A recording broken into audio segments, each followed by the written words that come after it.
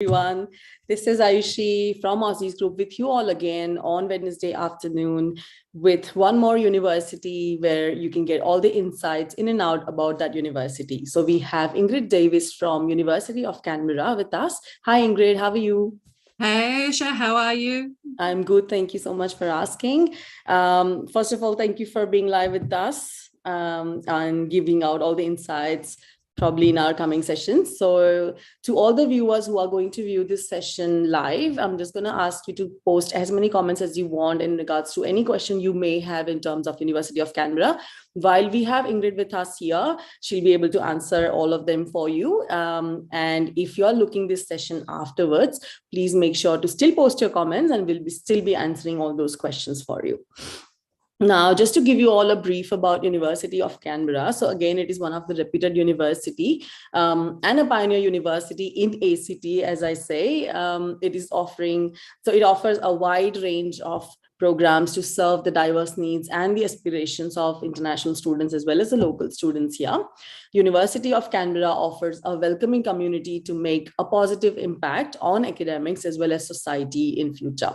It is the place where students thrive and learn to contribute the meaningful change. The university prides itself on developing a vibrant and inclusive learning environment, emphasizing mainly on practical skills and real-world experiences that mainly prepares the students for future and their successful careers. Hope Ingrid, I've given a bit of a gist in terms of University of Canberra's offering. I'm sure you may be able to add more to it.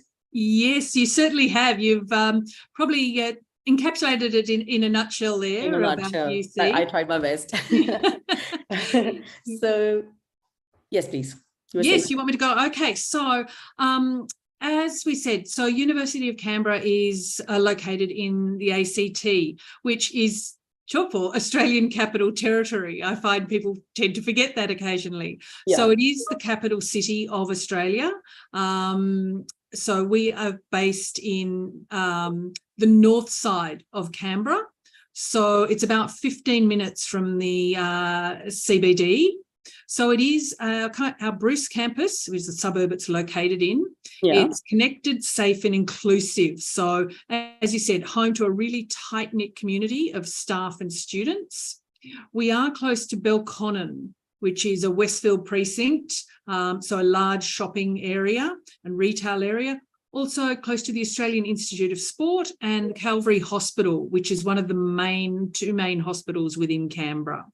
Okay, that's good. So again, to all the viewers, I think with Canberra, there's no CBD because I was just talking to Ingrid about it. So she said that there's no specific CBD, pretty much Canberra. It's very close proximity with everything. So you can just go around and about in the buses because I don't think they have a train system, correct? Light rail and buses. Yeah. So I'm just going to be asking you a couple of questions from international students' point of view, where, you can give us more insights on what do you think. So I'm just going to represent them and asking you questions in terms of what they usually ask us. Mm-hmm. So obviously you informed us about University of Canberra and how is the location and everything. Now, can you talk about the ranking amongst Australia and worldwide if it is applicable for this university? Okay, so UC is a fairly young university. It is only just over 30 years old. So it is ranked in the world the 34th young university and one of the fastest rising universities in the world. Oh, wow. It's about the 5th young university in Australia. And we have high rankings for our graduate employment rate and for reducing inequalities. So the other thing it is known for is above average starting salaries post-graduation. Oh, okay. That's good to hear. This is something that not a lot of people know about it. Yeah. So the other part of that is Canberra is actually one of the highest paid cities in Australia. So average income in Canberra is higher than anywhere else in Australia. Oh, okay. That sounds good. Okay. Now, can you provide some information in regards to campus facilities, the resources that university offers and what kind of student support services that university offers to international students? Okay, so we have quite a wide range of areas. So in the study skills area, we do provide study skills sessions, drop-in assignment support, We do also have academic skills and knowledge advisors available to all students. We have a dedicated ISSS area, which is International Student Support Services, who can help students in terms of COEs or visa issues and things like that. The other thing that UC has is a large medical and counselling support area and a number of student-led health clinics. Because we do a lot of allied health with on-campus, we do have those facilities available for students. Oh, okay, that's good. So international students don't feel homesick when they're here, you know, they have pretty much all sort of help and support they need while being away from their home. Yep. Am I correct? Yes. Can you talk about the distinctive academic programs that are offered by UC? Okay. So University of Canberra, as you mentioned, is a university for the professions. We also do a lot of work integrated learning built into all our courses. We have 5 distinct faculties at University of Canberra. So education, health, science and technology, arts and design, and business, government and law. I'd probably recommend, or for international students, we do I see a lot of students coming for Master of IT or Master of IT and Systems. We have them in 1.5 year and a 2-year program. The best things about these is the specialisation that students can choose within these programs, such as cybersecurity, cloud computing, artificial intelligence, network technologies, Internet of Things and robotics. So there is a really big breadth of specialisations. Another special course is our Master of Building and Construction Information Management. We're finding a lot of international students really interested in those courses. And we also have quite a large number of offerings in our education faculty, including our Bachelor of Early Childhood and Primary Education, plus a number of allied health areas such as speech pathology, medical imaging, physio and OT. No, that's so good, because these are again one of the very popular courses amongst international students, and they do tend to get admissions in these sort of courses. Glad to know that IT has got variations to choose from, so people can actually come in and they choose their specialization. Yes. And they have cloud computing and artificial intelligence and etc. So yeah, that's good to hear. Now, when it comes to general entry requirements for these bachelors, obviously it depends on what course they choose from, because every course would have their own entry requirement. But if you can just talk about like very general, what will be the bachelor's and master's entry requirements? Yes. So our general entry requirements for our undergraduate programs, most of them require obviously year 12 or equivalent, with different rankings for ATAR requirements for each course, but generally an IELTS 6.0 for all our undergraduate courses, yes, for bachelor courses. And then our postgraduate, our standard English entry is a 6.5. There are, of course, exceptions to that rule, with nursing being the obvious one, requiring the 7 across all band scores. There are a couple of other health and education courses that will also have higher English requirements. And then some of the allied health courses have slightly ranked courses, therefore requiring higher GPAs. No, that makes sense. And if you can tell me how you see support students in terms of like career development and placement, because obviously that is one such thing that nowadays people are very keen to know and to find out if that is being offered at the university. So obviously all our courses, as I mentioned, work integrated learning is one of our main tenets of both our postgraduate and undergraduate courses. It is embedded in almost every course that UC offers to international students. And we regularly work with over 900 employees each year, including some very well-known global companies. So for both internships and placements. And we have a careers fair, usually I think it's once every semester, with our UC careers area. And a lot of the placements are organised by the university themselves, so the students don't need to. It does depend per course. But many companies are moving their headquarters to Canberra. there is a lot of private sector employment available in Canberra. It is not just government employment, which is a bit of a misconception that a lot of students have about Canberra. There is work opportunities post-graduation or in internships with private sector companies. Oh, okay. No, that is good. And I think that is one of the USPs with University of Canberra, because not a lot of people know, but they do provide placements and work-based opportunities. And I think those who missed out on my introduction about University of Canberra, I did mention that they literally emphasize on practical skills and real world experiences, which is what Ingrid just informed us that this is what they are doing. So glad to know. And again, it is not only the government sector, they do have private sectors as well, because I think this is a normal notion when it comes to Canberra, that they'll only have government organizations there, but they do have plenty of opportunities available with private sectors.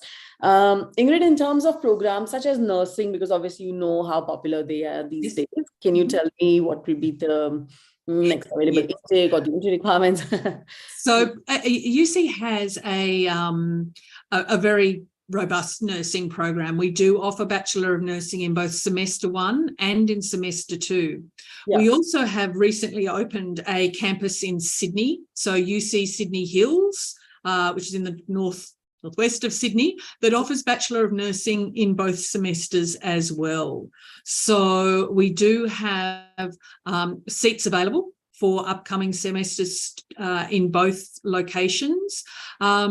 And we also, there are scholarships available for nursing still, and I'll touch a little bit more on scholarships later on. But UC also has a hospital on its grounds in Canberra as well. So it is actually a rehabilitation hospital. So again, placement opportunities and work opportunities for our nursing program on our nursing graduates is really good. Oh, okay. That's good. And good to know that University of Canberra does have a Sydney Hill campus in Sydney. So those who are interested in studying, they do have an opportunity to study this course in Sydney as well. Now, you know how we talked about English requirements for the entry requirements for certain courses. Now, what happens if they don't meet the requirement? Do they have any pathways towards studying that program? We don't recommend for nursing. We don't recommend. But for packaging of nursing, we do have.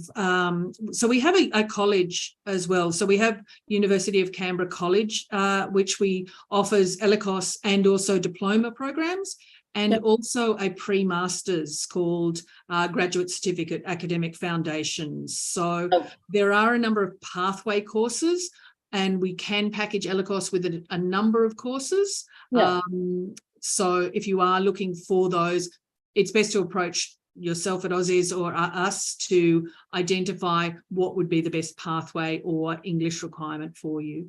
Exactly. Thank you so much for this. And I think this is one such thing that I really want to put a light on is if you don't meet the requirement, apart from nursing or certain courses, which they have like a peculiar requirements to study that course. But apart from them, they do have pathways. So if you don't meet your English requirement, they can package it with ELICOS and leading to the course. And as well as if you don't meet the CGPA requirement, I think they do have a foundation or associate degree or a graduate diploma or graduate certificate degree for bachelor's and master's degrees. Now, again, one of the favorite questions from international students, what will be the scholarship opportunities? Okay. So I know this one. I get asked this one a lot. So basically, UC has scholarships available between 10 and 25%, depending on the course. So they are merit-based scholarships. Students don't need to apply for them. They are assessed at time of application. So with our 10% merit scholarship, it's available to all courses. And basically for an undergraduate, a bachelor degree, it's based on their year 12 result or their equivalent, and that requires a 70% grade to be eligible. For the master's degree, it's based on a bachelor, and it's either a 5 out of 7 or a 65% passing rate for the 10%. The other one is our 20% high achievers, which is a GPA of 6 out of 7 or an 80% pass in their bachelor degree, and an 85% grade in their year 12 they'll make them eligible for that 20% scholarship. And it's across the life of it's tuition fees and across the life of the course. Oh, okay. So they don't have to make any separate application for this. It is automatically assessed. Is it similar scholarship for onshore and offshore? Same scholarship. So it's regardless. It is available for students, both onshore, offshore, and all nationalities. And all courses. We have the 25%, which I mentioned, is a course-based one. So there is a list of, I think it's 12 different courses, both undergraduate and postgraduate, such as Master of Data Science. Right. Which does attract that 25% scholarship as well. Oh, okay. No, that's good. And this is something that is, again, very lucrative to international students. So you do have an opportunity to get 20% scholarship. This is one such thing that people do ask for. What will be the general processing time like for the applications? Look, our admissions team have a fairly good turnaround rate. So they will within 48 hours, they do try and get a letter of offer out. If the students require a further GTE, they'll be sent a provisional offer and then asked to provide more documents and things like that. But for those who, especially for onshore students, generally within 48 to 36 hours, they will receive an offer letter, conditional or an unconditional offer letter. So we do, the only thing that doesn't apply for is some of our health courses that have certain open and closed dates due to limited placements. Oh, okay. The turnaround time is actually pretty impressive when it comes to 48 hours. That's really good for university. That's what we aim for. Yeah. Yeah. No, that's awesome. Obviously, it can go here and there depending on what sort of documentation has been submitted to university. And coming back to my pretty much last question for today is if you can give me the insight on what are the next available intakes for the courses. So do you have November intake available for? No, so we do the traditional 2 intakes per year. So it'll be February 2024 and then August 2024 are our next intakes. Majority of our courses, as I said, do have both intakes, with the exception of some of the health courses. And then both in UC Sydney Hills has nursing in semester 1 and semester 2 as well. Okay, so for those students who are planning to take an admission for University of Canberra, I think the next available intake in that case would be Feb 2024. Yes, correct. Okay, awesome. I think I'm pretty much done with my questions here. Hopefully I've asked all. I have a question here from one of our viewer, Indra. He's asking, does University of Canberra provide full scholarships to international students who are eager to pursue PhD in food science? Okay, so a PhD in food science maybe sit a little bit outside our scope because it's not one of our research areas. There are scholarships available for research students. They are a little bit more nuanced and are available on our website. There is a whole HDR process, which is also sits separately.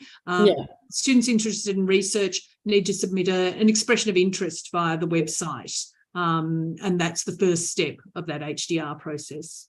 Correct. Okay. Indra, for further information, you can contact Aussizz Group and we'll be able to support you for all the inquiries that you have, and then we can proceed your application for University of Canberra. I don't think there are any more questions as of now, but those who are still viewing this session, you still have a chance. If you are not able to watch this live, please post your questions. Even if you're watching this session afterwards, post as many questions as you have and we'll be able to answer you all. Ingrid, any last thing that you would like to just sum it up for University of Canberra? So Canberra is a very welcoming place. The campus itself is quite large and spread out over, I think it's 160 acres. So it is a growing university in a growing city. So, we'd like to welcome everyone to come and join us in Canberra. Yeah, no, that's awesome. I'm pretty impressed even with the world ranking, because being 30 years old university and still considering it has got really high ranking and good opportunities available for international as well as local students. But feel free to ask us. Yes. One other thing I just said, so we are still classified as regional, even though we are in capital city. So post-study work opportunities, we are eligible for the extra post-study work opportunities for international students. That's right. So even being regional, not regional, but they're still regional. And I would say pretty close to Sydney and Melbourne. So you can have your weekends at any of these places if you're based in Canberra. But yeah, one of the very good opportunities to study at University of Canberra. I'm sure you all would love it being part of this. So thank you so much, Ingrid, for being here with us. And thank you all viewers. I'll probably see you next Wednesday, and see you and have a good rest of the day. Thank you, Aisha. Thanks. See ya.